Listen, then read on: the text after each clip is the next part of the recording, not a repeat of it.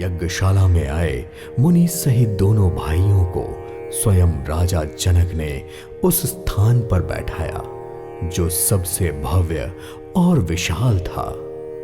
प्रभु को देखकर सारे राजाओं ने हृदय से ऐसे हार मान ली जैसे पूर्ण चंद्रमा के उदय होने पर तारे हार मान लेते हैं और प्रकाशहीन हो जाते हैं। रामचंद्र जी के तेज को देखकर सभी को विश्वास हो गया कि वह ही धनुष तोड़ेंगे और इसमें किसी को कोई भी संदेह नहीं होना चाहिए। रामचंद्र जी के रूप को देखकर वहां आए सभी राजाओं को यह निश्चित हो गया कि शिव जी का विशाल धनुष अगर किसी से टूट ना पाया तो भी सीता जी रामचंद्र जी के गले में जयमाला बिना धनुष तोड़े ही डाल देंगी, यानी कि दोनों तरह से हार ही है और विजय श्री रामचंद्र जी की ही है। यह सोचकर सभी राजा आपस में कहने लगे, हे भाई, अपना यश, प्रताप, बल और तेज गंवाने से अच्छा है हम अपने अपने घर चले जाएं। दूसरे राजा जो अविवेक से अंधे हो रहे थे और अभिमानी थे, यह बात सुनकर बहुत हंसे। उन्होंने कहा, किसी राजा के द्वारा धनुष तोड़ने पर भी विवाह होना कठिन है, क्योंकि इतनी सहजता से हम जानकी जी को हाथ से जाने नहीं देंगे और बिना धनुष तोड़े तो राजकुमारी से ब्याह कौन कर सकता है। काल भी क्यों ना आ जाए, एक बार सीता जी के लिए उसे भी हम युद्ध में जीत लेंगे। ऐसी घमंड भरी बात सुनकर दूसरे राजा जो धर्मात्मा और हरि भक्त थे मुस्कुराए। उन्होंने कहा, राजाओं का गर्व दूर करके जो धनुष किसी से नहीं टूट सकेगा उसे श्री रामचंद्र जी तोड़कर सीता जी को ब्याहेंगे। और रही युद्ध की बात, तो महाराज दशरथ के रणवीर पुत्रों को युद्ध में जीत ही कौन सकता है। मन में लड्डू फोड़ने से कहीं भूख बुझती है। हमारी परम पवित्र और निष्कपट सीख लो और सीता जी को जगत जननी समझो और उन्हें पत्नी रूप में पाने की आशा एवं लालसा छोड़ दो और श्री रघुनाथ जी को जगत पिता परमेश्वर मान लो और उन्हें अपने नेत्र में भरकर उनकी छवि देखो। ऐसा अवसर बार बार नहीं मिलेगा। सुख देने वाले और समस्त गुणों की राशि ये दोनों भाई शिव जी के हृदय में बसने वाले हैं। स्वयं शिव जी भी जिन्हें सदा अपने हृदय में छिपाए रखते हैं, वे आज तुम्हारे नेत्रों के सामने आ गए हैं। अमृत के सागर को छोड़कर तुम जग जननी जानकी को पत्नी रूप में पाने की दुराशा क्यों पाल रहे हो। इसके बाद भी यदि किसी को समझ में नहीं आता है तो जिसको जो अच्छा लगे वह करो। हमने तो श्री रामचंद्र जी के दर्शन करके आज जन्म लेने का फल पा लिया है और अपना जीवन सफल कर लिया। ऐसा कहकर धर्मात्मा राजा प्रेम में मग्न होकर श्री राम जी का अनुपम रूप देखने लगे। मनुष्यों की तो बात छोड़ो, देवता भी आकाश से विमानों पर चढ़े हुए श्री राम जी के दर्शन कर रहे थे और सुंदर गान करते हुए फूल बरसा रहे थे। ऐसा सो अवसर देखकर जनक जी ने सीता जी को बुलाया। सारी चतुर और सुंदर सखियां आदर पूर्वक सीता जी को अपने साथ लेकर चल पड़ी। रूप और गुणों की खान जग जननी जानकी जी की शोभा का वर्णन नहीं किया जा सकता। उनके लिए काव्य की सारी उपमाएं तुच्छ हैं, क्योंकि उन्हें किसी भी उपमा से बांधना उनका अपमान करना है। कोई भी स्त्री जिसके साथ सीता जी की तुलना की जाए, जगत में ऐसी सुंदर युवती है ही नहीं जिसकी उपमा उन्हें दी जाए। पृथ्वी की तो बात ही क्या, देवताओं की स्त्रियों को भी यदि देखा जाए तो सीता जी उनकी अपेक्षा कहीं अधिक दिव्य और सुंदर हैं। सभी सखियां सीता जी को साथ लेकर मनोहर वाणी से गीत गाती हुई चली। सीता जी के नवल शरीर पर सुंदर साड़ी सुशोभित है। जगत जननी की महान छवि अतुलनीय है। सारे आभूषण शरीर पर अपनी अपनी जगह सुशोभित हैं, जिन्हें सखियों ने अंग अंग पर भली भांति सजाकर पहनाया है। जैसे ही सीता जी ने रंगभूमि में कदम रखा, वैसे ही उनका दिव्य स्वरूप देखकर सारे स्त्री पुरुष मोहित हो गए। देवता हर्षित होकर नगाड़े बजाने लगे और पुष्प बरसाकर अप्सराएं गाना गाने लगी। सीता जी के कर कमलों में जयमाला सुशोभित थी। सारे राजा चकित होकर उनकी ओर देखने लगे। सीता जी चकित चित्त से श्री रामचंद्र जी को देखने लगी। सारे राजा मोह के वश में हो गए। सीता जी ने मुनि के पास बैठे हुए दोनों भाइयों को जैसे ही देखा तो उनके नेत्र अपना खजाना पाकर ललचाकर वहीं श्री राम जी पर स्थिर हो गए। परंतु गुरुजनों की लाज और बहुत बड़े समाज को देखकर सीता जी सकुचा गईं और वे श्री राम जी को हृदय में धारण कर सखियों की ओर देखने लगी। श्री रामचंद्र जी का रूप और सीता जी की छवि देखकर स्त्री पुरुषों ने पलकों को झपकाना छोड़ दिया। सब एकटक उन्हीं को देखने लगे।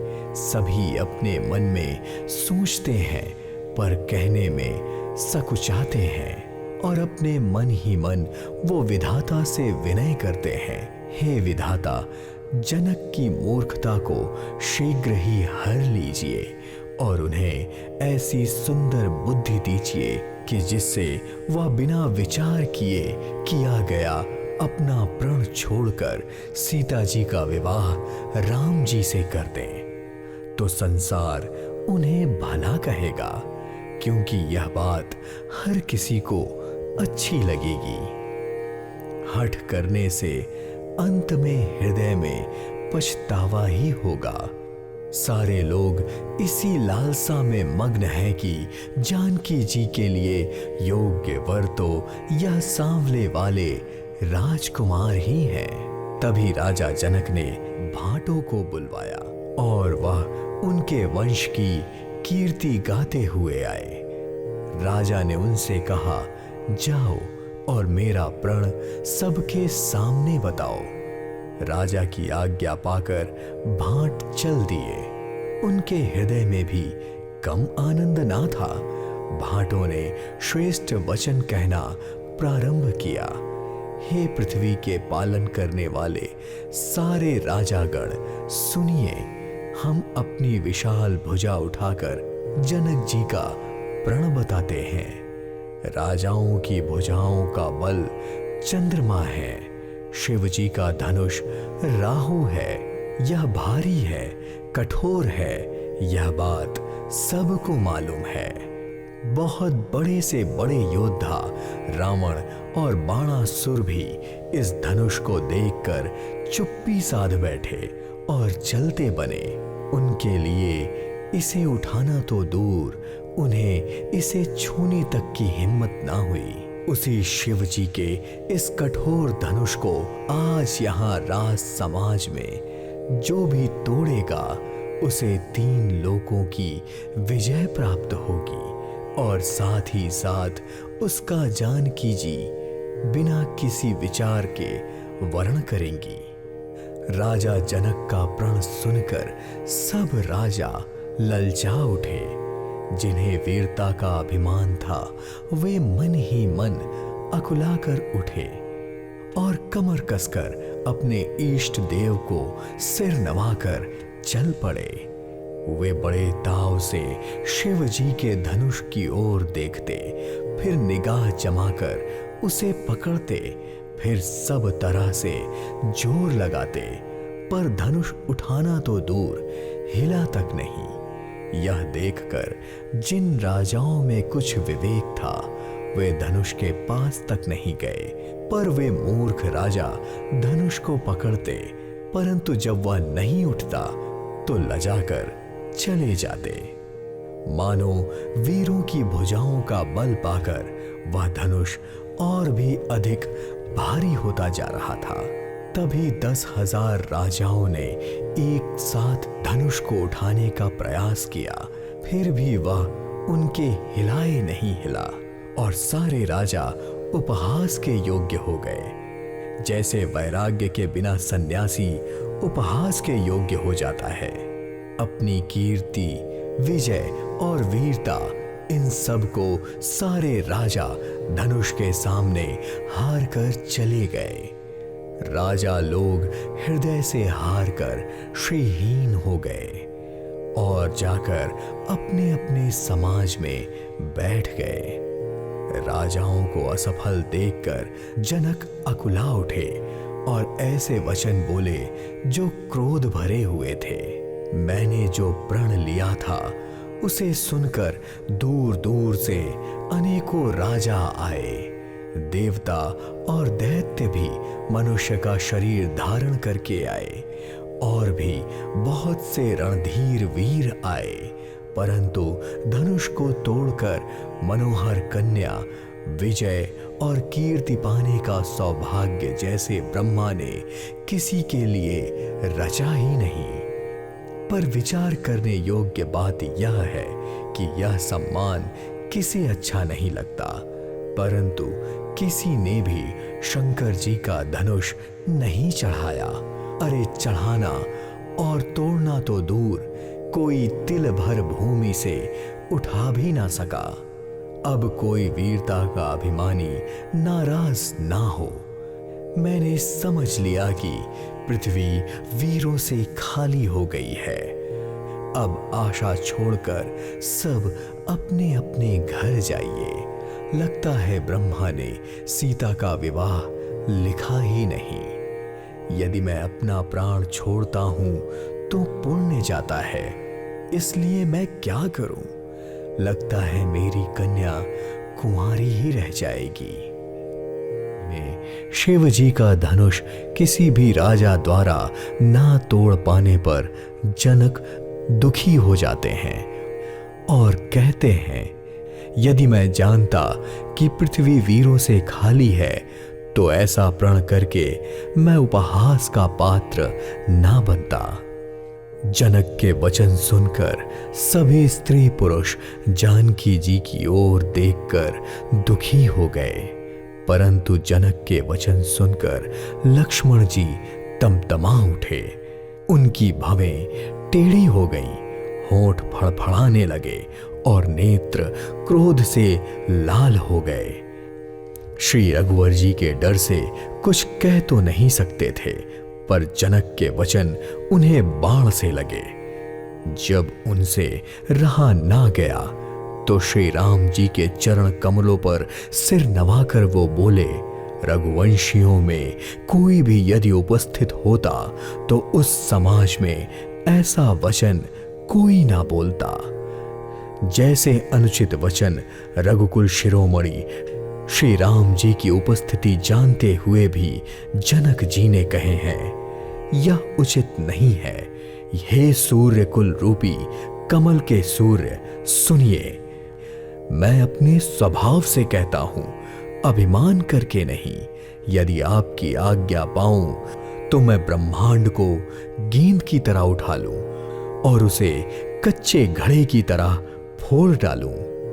मैं सुमेरु पर्वत को मूली की तरह तोड़ सकता हूं। हे भगवान, आपके प्रताप की महिमा से यह बेचारा पुराना धनुष क्या चीज है। हे नाथ, आज्ञा हो तो कुछ खेल करूं, उसे भी देखिए। धनुष को कमल की डंडी की तरह योजन तक दौड़कर लिए चला जाऊंगा। आपके प्रताप के बल से धनुष को कुकुरमुत्ते की तरह तोड़ दूं। यदि मैं ऐसा ना कर पाऊं तो प्रभु के चरणों की शपथ है कि मैं फिर धनुष और तरकश को कभी हाथ में भी ना लूंगा। लक्ष्मण के वचन सुनकर सभी लोग, सभी राजा डर गए, पर सीता जी के हृदय में हर्ष हुआ और जनक जी सकुचा गए। गुरु विश्वामित्र, श्री रघुनाथ जी और सारे मुनि मन में प्रसन्न हुए और पुलकित होने लगे। श्री रामचंद्र जी ने इशारे के साथ लक्ष्मण जी को मना किया और प्रेम सहित अपने पास बैठा लिया। विश्वामित्र ने जब सही समय जाना तो अत्यंत प्रेम भरी वाणी में बोले, हे राम, उठो और शिव जी का धनुष तोड़ो, और हे तात, जनक का संताप मिटाओ। गुरु के वचन सुनकर श्री रामचंद्र जी ने उनके चरणों में सिर नवाया और उनके मन में ना हर्ष हुआ और ना विषाद, और वे अपनी खड़े होने की शान से सिंह को भी लजाते हुए सहज स्वभाव से ही उठ खड़े हुए। उदयाचल पर रघुनाथ जी के बल सूर्य के उदय होते ही सब संत रूपी कमल खिल उठे और नेत्र रूपी भंवरे हर्षित हो गए। राजाओं की आशा रूपी रात्रि नष्ट हो गई। उनके वचन रूपी तारों के समूह का चमकना बंद हो गया। अभिमानी राजा सकुचित हो गए और कपटी राजा रूपी उल्लू छिप गए। मुनि और देवता रूपी चकवे शोक रहित हो गए। वे फूल बरसाकर अपनी सेवा प्रकट करने लगे। प्रेम सहित गुरु के चरणों की वंदना करके श्री रामचंद्र जी ने मुनियों से आज्ञा मांगी। समस्त जगत के स्वामी श्री राम जी सुंदर मत वाले श्रेष्ठ हाथी जैसी चाल से स्वाभाविक ही चल पड़े। श्री रामचंद्र जी के चलते ही नगर भर के सब स्त्री पुरुष सुखी हो गए और उनके शरीर रोमांच से भर गए। उन्होंने पितर और देवताओं की वंदना करके अपने पुण्यों का स्मरण किया कि यदि हमारे पुण्यों का कुछ भी प्रभाव हो तो हे गणेश गोसाई, रामचंद्र जी शिव जी के धनुष को कमल की डंडी की भांति तोड़ डालें। श्री रामचंद्र जी को वात्सल्य के साथ देखकर और सखियों को समीप बुलाकर सीता जी की माता स्नेहवश बिलख कर ये वचन बोली, हे सखी, ये जो हमारे हितैषी कहलाते हैं, ये सब तमाशा देखने वाले हैं। कोई भी इनके गुरु विश्वामित्र जी को समझाकर नहीं कहता कि ये राम जी बालक हैं। इनके लिए ऐसा हठ ठीक नहीं। जो धनुष रावण और बाणासुर जैसे वीरों के हिलाए ना हिल सका, उसे तोड़ने के लिए मुनि विश्वामित्र जी का राम जी को आज्ञा देना और राम जी का उसे तोड़ने के लिए चल देना रानी को हठ लगी। इसलिए वे कहने लगी कि गुरु विश्वामित्र जी को कोई समझाता भी नहीं। सीता जी की माता रामचंद्र जैसे सुकुमार को धनुष तोड़ने के लिए बढ़ते देख कहती हैं, रावण और बाणासुर ने जिस धनुष को छुआ तक नहीं और सब राजा घमंड करके हार गए, वह धनुष इस सुकुमार राजकुमार के हाथ में दे रहे हैं। हंस के बच्चे भी कहीं मंदराचल पहाड़ उठा सकते हैं? चलो, कोई और समझाए या ना समझाए, पर राजा तो समझदार हैं और ज्ञानी हैं। उन्हें तो गुरु को समझाने की चेष्टा करनी चाहिए। परंतु मालूम होता है राजा की भी सारी समझदारी समाप्त हो गई है। हे सखी, विधाता की गति कुछ समझ में नहीं आती। ऐसा कहकर रानी चुप हो गई। तब एक चतुर राम जी के महत्व को जानने वाली सखी कोमलवाड़ी से बोली, हे रानी, तेजवान यदि देखने में छोटा हो तो उसे छोटों में गिनना नहीं चाहिए। कहां घड़े से उत्पन्न होने वाले छोटे से मुनि अगस्त और कहां अपार समुद्र, किंतु उन्होंने सारे समुद्र को सोख लिया था, जिसका सुयश सारे संसार में छाया हुआ है। सूर्य मंडल देखने में छोटा लगता है, पर उसके उदय होते ही तीनों लोकों का अंधकार मिट जाता है। जिसके वश में ब्रह्मा, विष्णु, शिव सभी देवता हैं, वह मंत्र अत्यंत छोटा होता है। महान मत वाले गजराज को छोटा सा अंकुश वश में कर लेता है। कामदेव ने तो फूलों का ही धनुष बाण लेकर समस्त लोगों को अपने वश में कर रखा है। हे देवी, संदेह त्याग दीजिए, रामचंद्र जी धनुष अवश्य ही तोड़ेंगे। सखी के वचन सुनकर रानी को श्री राम जी के सामर्थ्य पर विश्वास हो गया। उनकी उदासी मिट गई और श्री राम जी के प्रति उनका प्रेम अत्यंत बढ़ गया। उस समय श्री रामचंद्र जी को देखकर सीता जी भी भयभीत हृदय से सारे देवताओं से विनती कर रही थी। वो व्याकुल होकर मन ही मन मना रही हैं, हे महेश, भवानी, मुझ पर प्रसन्न होइए। मैंने आपकी जो सेवा की है उसे सफल कीजिए और मुझ पर स्नेह करके धनुष के भारीपन को हर लीजिए। हे गणों के नायक, वर देने वाले देवता गणेश जी, मैंने आज ही तुम्हारी सेवा की थी। मेरी विनती सुनकर धनुष का भारीपन कम कर दीजिए। श्री रघुनाथ जी की ओर देखकर सीता जी हृदय में धीरज धरकर देवताओं को मना रही थीं। उनके नेत्रों में प्रेम के आंसू भरे थे और शरीर रोमांचित हो रहा था। नेत्र भरकर श्री राम जी की शोभा देखकर फिर पिता के प्रण का स्मरण करके सीता जी का मन शुद्ध हो उठा। वे मन ही मन कहने लगी, पिताजी ने बड़ा ही कठिन प्रण लिया है।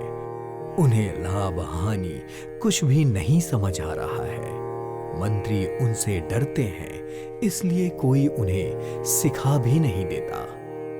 पंडितों की सभा में यह बहुत अनुचित हो रहा है। कहां यह वज्र से भी बढ़कर कठोर धनुष और कहां ये कोमल शरीर किशोर श्याम सुंदर। हे विधाता, मैं हृदय में कैसे धीरज धारण करूं? सारी सभा बावली हो गई है। हे शिवजी के धनुष, अब मुझे तुम्हारा ही आसरा है। तुम अपनी जड़ता छोड़ दो और हल्के हो जाओ। इस प्रकार सीता जी के मन में बहुत संताप हो रहा था। समय युगों के समान बीत रहा था। प्रभु श्री राम जी को देखकर सीता जी के नेत्र इस प्रकार शोभित हो रहे थे जैसे चंद्रमंडल रूपी तालाब में कामदेव की दो मछलियां तैर रही हो। नेत्रों का जल उनके कोनों में ही रह जाता है, जैसे किसी कंजूस का सोना कोने में ही गड़ा रह जाता है।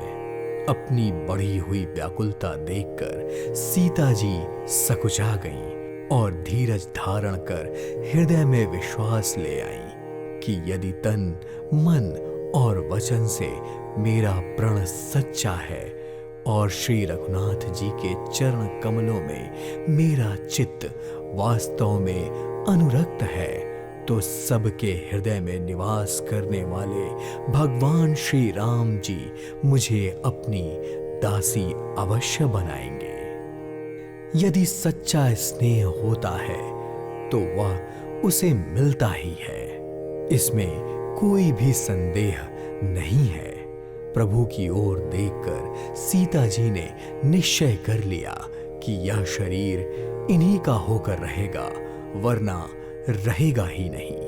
कृपा निधान श्री राम जी सीता जी के हृदय की बात जान गए। उन्होंने सीता जी को देखकर धनुष की ओर ऐसे देखा।